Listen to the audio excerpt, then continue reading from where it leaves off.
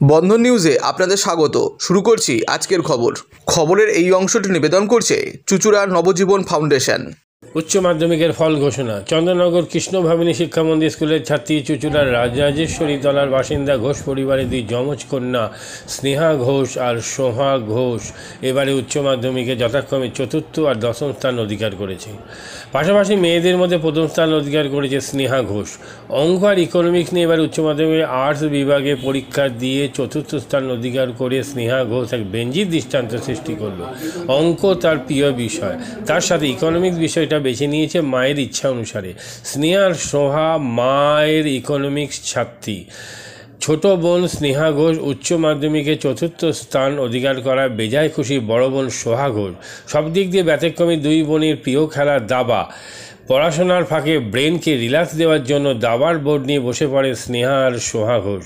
অনার্সে ইকোনমিক্স নিয়ে পড়তে যাওয়া দুই বোন দাবা খেলাটাকেই বেছে নিয়েছে জীবন যুদ্ধে এগিয়ে যাওয়ার লক্ষ্যে। তারপর ম্যাথস আমার ফেভারিট সাবজেক্ট, ম্যাথস ইকোনমিক্সের কম্বিনেশনই তাই নিয়েছি, যেটা ফেভারিট লেগেছে বা ভালো লাগে পড়তে সেটা সেরকমই নিয়েছি।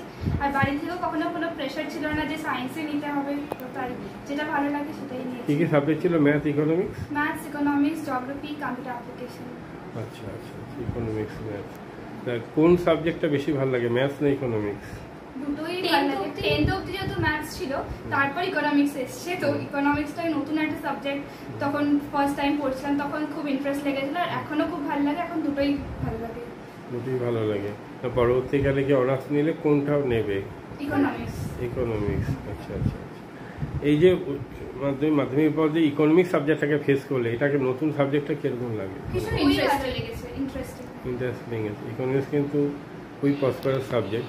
স্কুল এক্ষেত্রে কতটা সহযোগিতা করেছিল? আর টিচার্সরা ভীষণ কোঅপারেটিভ, ভীষণ হেল্পফুল। তাদের সাপোর্ট ছাড়া এটা পসিবল কখনোই হতো না। ওনারা আলাদা করেও দেখাতেন, মানে কোনো বই ওনাদের থেকে নিয়ে পড়া বা কোনো আনসার লিখলে ওনারা চেক করে দিতেন, তো অনেক হেল্প করেছেন ওনারা। ম্যাথসে কত নম্বর পেয়েছে? ম্যাথসে 97। আচ্ছা, আর ইকোনমিক্সে? ইকোনমিক্সে 99। আমার 99 ও 98। এই যে ইকোনমিক্স আর ম্যাথসে দুটো প্যারালাল, দুটো ইন্টার রিলেটেড সাবজেক্ট। ইকোনমিক্স একটা ভাস্ট সাবজেক্ট, মানে মানুষের অর্থনীতি। এই সাবজেক্টটাকে কেমন লাগে, মানে পরবর্তীকালে এটা তো খুবই এফেক্টিভ সাবজেক্ট। হ্যাঁ, ওই জন্যই বেশি ভালো লাগে, রিলেট করা যায় ডেইলি লাইফের সাথে। তারপরে ম্যাথস যেহেতু ভালো লাগে, তাই জন্য ওই দিক থেকে ইকোনমিক্সের প্রতি একটা ইন্টারেস্ট এসেছে, কারণ ম্যাথস ছাড়া ইকোনমিক্স নিয়ে কিছু এগোনো যায় না। তো ম্যাথস ছোট থেকে ভালো লাগতো, 10th অবধি ম্যাথস ফেভারিট সাবজেক্ট ছিল, তো ওই জন্যই নেওয়া। 10th অবধি ম্যাথ ফেভারিট সাবজেক্ট ছিল, তাও সায়েন্স না নিয়ে আসছে। সায়েন্সের প্রতি ইন্টারেস্ট ছিল না, পিওর সায়েন্সের প্রতি ইন্টারেস্ট ছিল না, তো ম্যাথস। সেই জন্য ম্যাথ আর ইকোনমিক্সটা বেছে নিয়েছিল। এক্ষেত্রে কি বাড়ির ভূমিকা বেশি ছিল না স্কুলের? পেরেন্টসদের সাপোর্ট তো সবথেকে, সবসময় ওনাদের সাপোর্ট ছিল, সব সময়। টিচার্সরাও ভীষণ হেল্প করেছেন, স্কুল টিচার্স, প্রাইভেট টিউটার্স, সবাই।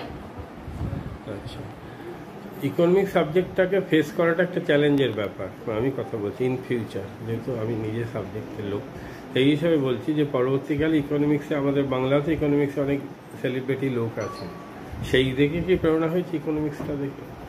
ইকোনমিক্স আমার মায়ের ছিল, তো মা বলেছিল তোরা পছন্দ করবি, তোদের ভালো লাগবে, সেই দিক থেকে হয়তো একটা এসছে। তারপর আমি আরো, আমাদের ইকোনমিক্স টিচারও ভীষণ আমাদের ভালো করে পড়িয়েছেন, তো তার জন্য আরো বেশি ইন্টারেস্ট, মানে অনেক ইন্টারেস্ট আসতো, মানে ওনার পড়াশুনে আমাদের মানে সাবজেক্টটাকে ভীষণ ভালো লাগতো, মানে ভালোবেসেছি সাবজেক্টটাকে একদম। কৃষ্ণ ভাবনি কি একদম জুনিয়র সেকশন থেকে পড়েছে? না, আমরা 10th অবধি সেন্ট অ্যান্থনিস হাই স্কুল চন্দননগরের স্টুডেন্ট, 11-12 কৃষ্ণ ভাবনিতে এসেছি। 11-12 মানে দুটো কি একই বোর্ডের ছিল? মানে ওইটা তো তো ক্লাস 10 এর পর স্কুলটা কোনো চেঞ্জ করলে এখানে? স্কুলের টিচার্সরা আমি বলবো ভীষণ হেল্প করেছেন সেই কারণে। আচ্ছা, এবার বলো, মেয়েদের মধ্যে প্রথম হওয়াটা একটা ভীষণ এবার চ্যালেঞ্জিং ফ্যাক্টর, সেটা হয়ে কেমন লাগছে? খুবই ভালো লাগছে। আর ফার্স্টে যদি কোনো মেয়ে আসতো তাহলে আরো বেশি ভালো লাগতো, তাহলে বেশি ভালো লাগতো। যদি অন্য কোনো মেয়ে যদি ফার্স্টে হতো তাহলে যুগ্ম হবে, বা যদি চতুর্থতে যুগ্ম, কিন্তু এক থেকে তিন ফার্স্টে যদি মেয়েরা হতো তাহলে খুবই আনন্দিত হতাম, আরো বেশি আনন্দিত হতাম। আচ্ছা আচ্ছা। আর তোমার 10th হয়ে কি মানে দুজনে একই বাড়িতে 4th আর 10th, এই জন্য কোনো মানসিক পার্থক্য তো নেই? না না, সেটা কিছু না, সেটা আছে। এবার এক সেকেন্ড। স্কুলের স্টুডেন্টদের কাছে কি ধরনের বার্তা, কারণ স্কুলের স্টুডেন্টদের কাছে তোমরা একটা প্রেরণা হয়ে দাঁড়িয়েছে। হ্যাঁ, সায়েন্সে 10th হয়েছে। তো তাকেও আমি কংগ্রাচুলেট করতে চাই। ইভেন যারা হুগলিতে যতজন আমার চেনার অনেকেই চেনা, আমার ফ্রেন্ডসরা র্যাঙ্ক করেছে, তো সবাইকে আমি কংগ্রাচুলেট করব।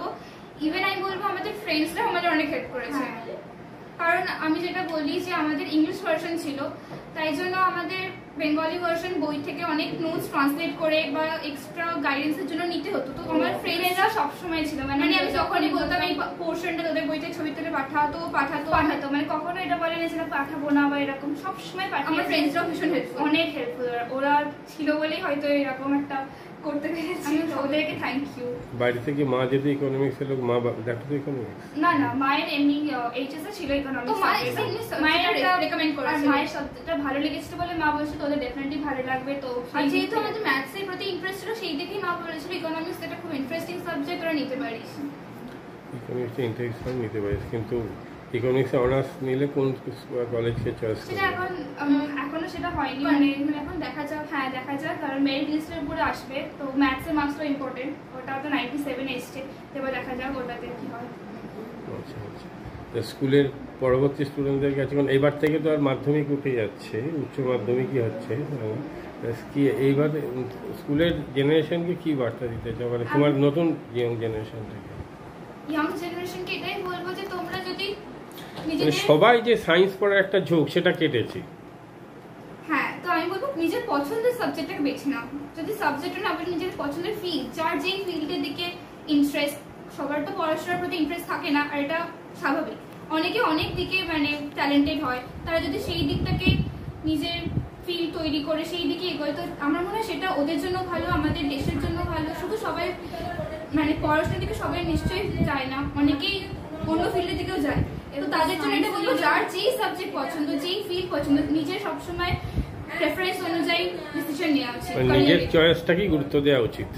একদম নিজের পার্সোনাল চয়েসকে প্রেফারেন্স দেওয়া উচিত, সেটাই সবার আগে দরকার। রেজাল্ট ঘোষণা হয়েছে আজকে, উচ্চ মাধ্যমিকে 4th হয়েছে স্কুল থেকে, কৃষ্ণভাবিনী থেকে। আর কি কি পদ পেয়েছে এবং কি কি র্যাঙ্ক, মোট কটা র্যাঙ্ক হয়েছে? কৃষ্ণভাবিনী নারী শিক্ষা মন্দির থেকে 204 জন 2024 সালের উচ্চ মাধ্যমিক পরীক্ষায় অ্যাপিয়ার করেছিল। সেখান থেকে আমাদের আর্টসের মেয়ে স্নেহা ঘোষ 493 পেয়ে 4র্থ স্থান অর্জন করেছে পশ্চিমবঙ্গের মধ্যে, এবং মেয়েদের মধ্যে 1ম স্থান অধিকার করেছে। এছাড়া তারই যমজ বোন সোহা ঘোষ 10ম স্থান অধিকার করেছে একই কলা বিভাগ থেকেই, এবং আমাদের বিজ্ঞান বিভাগ থেকে আরও একটি মেয়ে সৃজনী ঘোষ, সেও 10ম স্থান অধিকার করেছে। মোট 1 থেকে 10 র্যাঙ্কের মধ্যে আমাদের 3 জন ছাত্রী এবারে রয়েছে। আর্টস বিভাগ থেকে 4th র্যাঙ্ক করা, এটা তো একটা বেশ ভালো রকম অ্যাচিভমেন্ট বলা যায়। আমাদের বিদ্যালয়ের ছাত্রীরা বরাবরই আর্টসের খুব ভালো রেজাল্ট করে। গত বছর 2023 সালেও 2 জন ছাত্রী আমাদের আর্টস বিভাগ থেকেই 8ম স্থান অধিকার করেছিল। তো এই বছরেও মেয়েদের মধ্যে প্রথম পশ্চিমবঙ্গে, এটা আমাদের সকলের কাছে, বিদ্যালয়ের সঙ্গে সংশ্লিষ্ট আমাদের শিক্ষিকা, শিক্ষাকর্মী, আমাদের সমস্ত ছাত্রী, অভিভাবক, অভিভাবিকা সকলের কাছে অত্যন্ত গর্বের বিষয়। রেজাল্টের দিক থেকে কৃষ্ণভাবিনী বরাবরই একটা ভালো পজিশন রেখেছে। আজ পর্যন্ত যত হয়েছে তার মধ্যে কি এবারেই সবচেয়ে প্রথম? মিষ্টি খাওয়া দাওয়াটা খাই দিই। আমি একটা আপনার ইন্টারভিউ লিস্টটা রাখুন, পাশাপাশি 2 মেয়ের পাশে তারা। আপনি ইকোনমিক্সের ছাত্রী এবং মেয়েদের ইকোনমিক্স পড়িয়েছেন, কেন কি ওরা বলেছে? আপনি মায়ের কাছে পড়া নয়, মানে ওদের ইকোনমিক্স নেওয়ার পেছনে আপনার একটা ভূমিকা রয়েছে। আমি বলেছিলাম যে সাবজেক্টটা আমার ভালো লেগেছিল, তোরা নিতে পারিস, তোদের ভালো লাগবে। কিন্তু আমাদের ইকোনমিক্স টিচার আমি বলবো ভীষণ ভালো পড়িয়েছেন, আমাদের সাবজেক্টের প্রতি ইন্টারেস্ট ওনার পড়ানো থেকে এসেছে। নেওয়ার পরও যে ইচ্ছা চলে যায়নি টিচারের জন্য। মেয়েরা ইকোনমিক্সে এস্টাবলিশড হোক সেই পথটা তো আপনিই দেখিয়েছেন।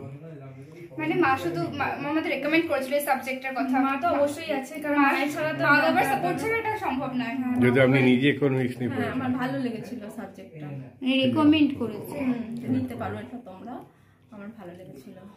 ছোটবেলা থেকে মায়ের কাছেই পড়া, মানে 9-10 আগে অব্দি মায়ের কাছেই সব সাবজেক্ট মায়ের কাছেই পড়তাম। তো মায়ের থেকে মাই আমাদের টিচার ছিলেন, মাই সব পড়িয়েছেন। তো মা জানতেন যে কোনটা আমাদের ভালো লাগবে বা আমাদের দেখে হ্যাঁ যেটা মনে হয়েছে যেটা এটা নিয়ে এগোলে আমাদের ভালো হবে বা ভালো লাগাটা বেসিক্যালি।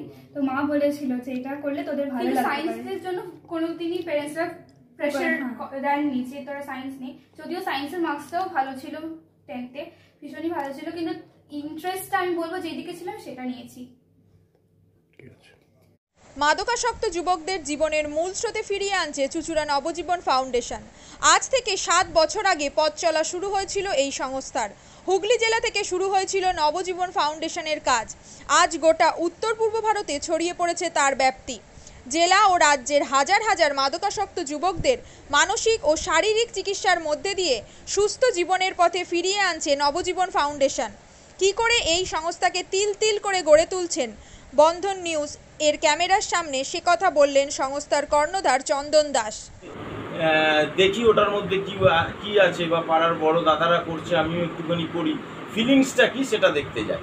এবং একটা সার্টেন টাইমের পর কি হয় সেটা ফ্রিকোয়েন্সিটা তখন অনেক বেশি থাকে, গ্যাপ থাকে যখন শুরু করে, পরবর্তীকালে যখন নির্ভরশীল হয়ে পড়ে সেই একটা সাবস্টেন্সের উপর, তখন সেটা থেকে বেরোনোর জন্য সে নানা রকম চেষ্টা করে, কিন্তু তার ওয়ে আউটটা জানা নেই যে কোন রাস্তা দিয়ে গেলে নেশা থেকেও বিরত থেকে সুস্থ স্বাভাবিক জীবনযাপন করা যায়।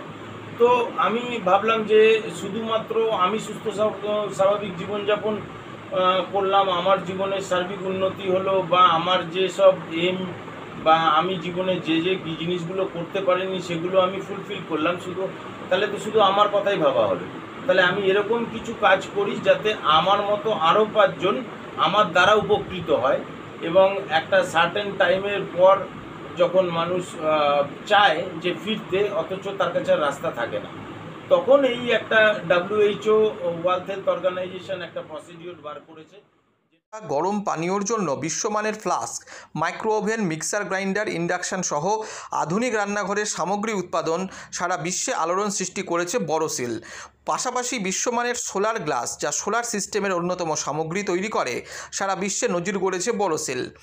দেশের বাজারে পাশাপাশি বিশ্ববাজারেও সব প্রতিযোগী কোম্পানিকে পিছনে ফেলে এগিয়ে চলেছে ভারতের বড়শিল। রাজস্থানের বড়শিল কারখানায় 1200 মহিলার কর্মসংস্থান হয়েছে। প্রতিদিন রাজস্থানের প্রত্যন্ত গ্রাম থেকে ওই মহিলাদের গাড়ি করে কারখানায় নিয়ে আসে কারখানা কর্তৃপক্ষ। তারা বড়শিলের বিশ্বমানের প্লেটের ডিজাইনে কাজ করে। দিনের শেষে তাদের গাড়ি করে বাড়ি ফিরিয়ে দেয় কারখানা কর্তৃপক্ষ। কর্মসংস্থানের এই বেনজির দৃষ্টান্তের জন্য বড়শিল কোম্পানিকে কুর্নিশ জানায় ভারতবাসী।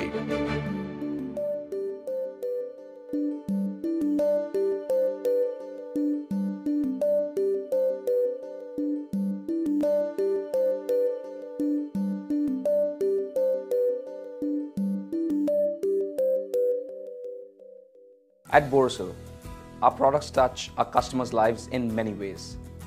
Our philosophy is simple: understand the evolving needs of our customers and deliver solutions to meet them.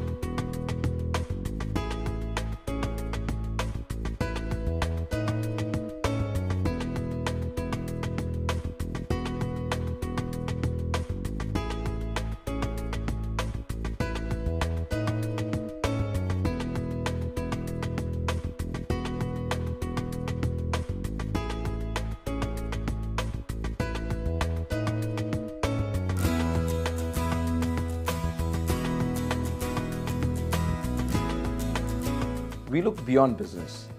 We promote green energy as well as provide healthcare and education for the underprivileged. In fact, this has been our heritage at Borosil.